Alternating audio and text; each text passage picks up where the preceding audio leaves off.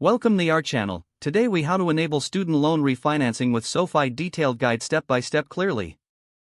To enable student loan refinancing with SoFi, start by visiting the SoFi website. Create an account by clicking on the Get Started button.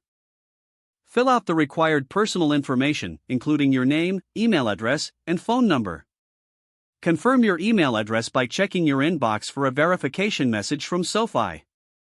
Log into your account using your verified email and password.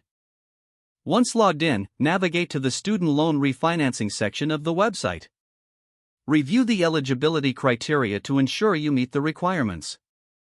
Gather the necessary documents, including your current loan information, income verification, and other financial details.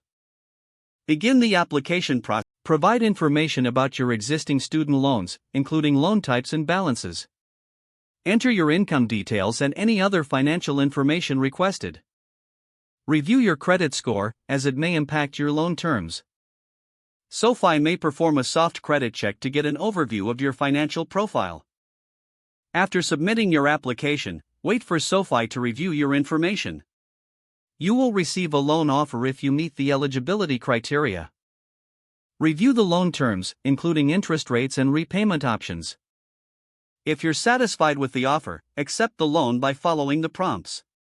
SoFi will then guide you through the process of paying off your existing loans. Monitor your account for updates and ensure all loans are successfully refinanced. Finally, enjoy lower monthly payments and streamlined loan management with SoFi. If the page does not load, refresh the browser or try again in a private or incognito window. Make sure you are using the correct email address, then retype it carefully to avoid small typos. If your password is not accepted, use the reset option and create a new strong password you can remember. Check your spam folder for verification or security emails, then complete any requested confirmation steps. Enable two-factor authentication if available to improve account security and reduce unauthorized access risk. After signing in, review your profile details so your contact information and settings are accurate and current. If you see an error message, note it down and try again after restarting your device and internet connection.